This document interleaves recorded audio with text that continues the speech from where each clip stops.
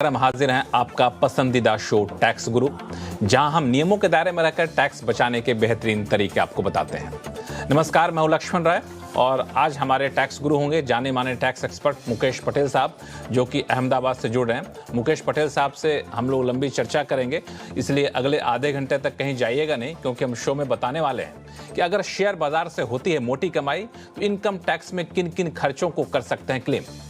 समय से पहले डिपॉजिट से पैसे निकालने पर लगी है पेनल्टी, तो क्या मिलेगा इनकम टैक्स में डिडक्शन। और साथ ही ये भी बताएंगे कि सीनियर सिटीजन की आमदनी पर टैक्स की देनदारी का पूरा ब्यौरा। तो सबसे पहले शुरुआत करते हैं शेयर बाजार से। शेयर बाजार से लोगों की कमाई होती तो है, लेकिन उस पर कई सारे टैक्स भी लगते हैं, और जब ये टैक्स लगते हैं तो लोगों को चुभता है कि भाई इतनी मेहनत से कमाई की और टैक्स लग गया, तो इसको बचाने का कोई तरीका है क्या।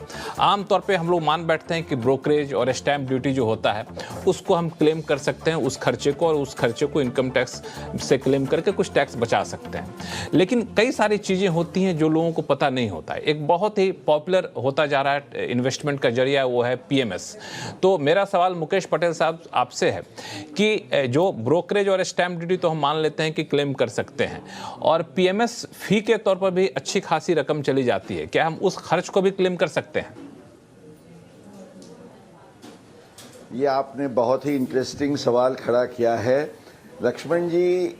इस मुद्दे पर हालांकि हम दर्शकों को ये बताएं, मेरा पर्सनल व्यू ये है कि PMS फीस जो है वो खर्च के तौर से ज़रूर, तो सेक्शन 48 है जिसमें कहा गया है कि any expenditure incurred wholly and exclusively for purpose of in connection with the transfer।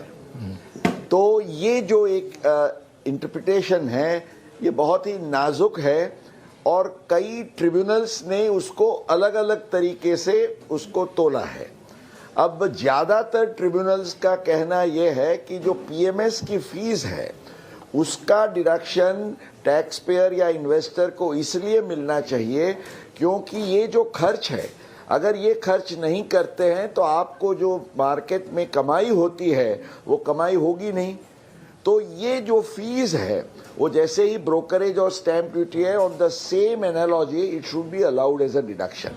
ये ट्रिब्यूनल ने ये भी कहा है कि इसको सीमित नहीं रखना चाहिए और इसको एक ब्रॉडर व्यू में लेना चाहिए, क्योंकि ये जो दो व्यूज हैं, तो सुप्रीम कोर्ट ने ये कहा है लक्ष्मण जी कि अगर कोई भी मुद्दे पर दो मंतव्य है तो जो इन्वेस्टर या टैक्स पेयर के लिए फायदा कारक है उसको फॉलो करना चाहिए। इसलिए हम जरूर PMS फीस को डिडक्शन के तौर पे लें। चूंकि आपने जो समझाया मुकेश जी, मुझे ये समझ में आ रहा है कि ये बहुत ही साफ तरीके से इनकम टैक्स के कानून में कहीं नहीं लिखा है, लेकिन आप एक सेक्शन का हवाला देते हुए इसका इंटरप्रिटेशन कर रहे हैं और ये मान के चल रहे हैं कि PMS फी जो है उसका डिडक्शन ले सकते हैं। ट्रिब्यूनल ने भी ये एस्टेब्लिश किया है और सुप्रीम कोर्ट का भी फैसला है।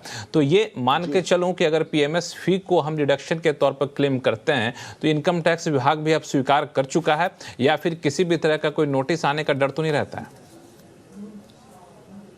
नहीं, मैं मानता हूं कि देखिए ट्रिब्यूनल के जो डिसीजंस हैं टैक्स पेयर की फेवर में, तो अगर आप इस पर आधार रख के एक बोनाफाइड क्लेम करना चाहते हैं जरूर करिए। अगर आप डर के चलेंगे कंजर्वेटिवली कि भाई मुझे एक दो ट्रिब्यूनल के अलग व्यूज हैं तो अलग बात है, पर मैंने जैसे बताया सुप्रीम कोर्ट ने खुद कहा है अगर दो व्यूज अवेलेबल है तो टैक्स पेयर के फेवर का व्यू लेना चाहिए। बिल्कुल, तो टैक्स पेयर के फेवर का व्यू ये है कि PMS फी को आप डिडक्शन के तौर पर क्लेम कर सकते हैं और आप टैक्स बचा सकते हैं। एक और टैक्स बचा